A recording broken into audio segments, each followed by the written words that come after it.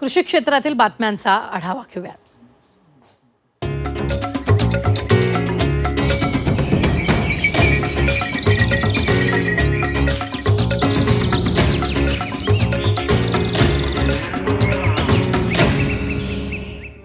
पीक पाणी powered by green harvest nature care फर्टिलायझर्सचे नैसर्गिक पेंडीयुक्त खत। नेचर केअरची युक्ती रासायनिक खतांपासून मुक्ती। नांदेड जिल्ह्यात वादळी वाऱ्यासह पावसाचा फटका बसलाय। वादळी वाऱ्यासह झालेल्या पावसामुळे मुदखेड तालुक्यातील केळी बागांचं नुकसान झालं। या वादळी वाऱ्यामुळे केळीच्या बागा आडव्या पडल्या। मुदखेड तालुक्यातील इजळी या गावात सर्वाधिक नुकसान झालं। काही दिवसातच ही केळी काढणीला आली होती, मात्र तोंडचा घास पावसानं हिरावून घेतला।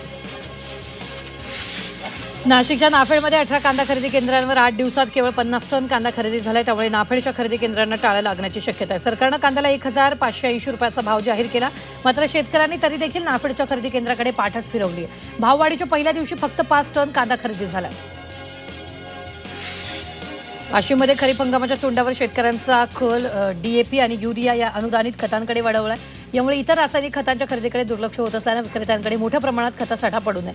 या जिल्ह्यात 3,84,495 हेक्टरवर खरीप पेरणीचं नियोजन केलेलं असून मान्सूनपूर्व मशागतीच्या कामांना वेग आलाय। मात्र डीएपी खताची वाढती मागणी लक्षात घेता पुढील काळात तुटवडा निर्माण होण्याची शक्यता व्यक्त होते।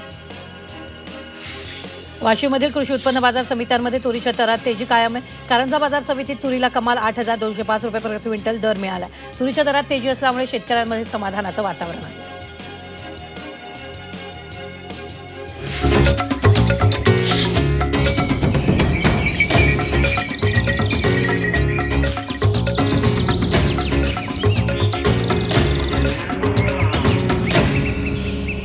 पीक पाणी पॉवर्ड बाय नेचर केअर फर्टिलायझर्सचे ग्रीन हार्वेस्ट स्पेशल नैसर्गिक पेंडीयुक्त सेंद्रिय खत।